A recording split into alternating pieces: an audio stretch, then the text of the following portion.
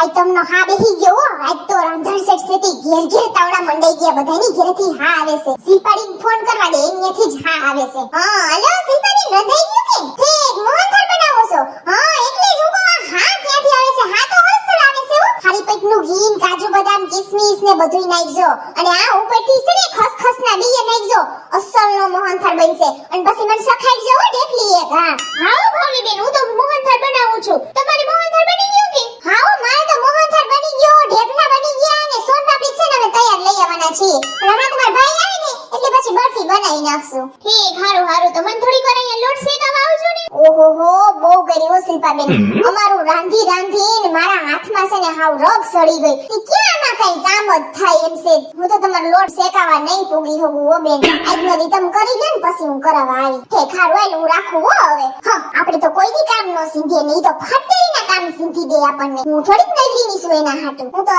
હું તી મોબાઈલમાં ભોકા મારી ઈ ક્યાંય જોવા આવવાની છે કે મારો હાથ દુખે કે નહીં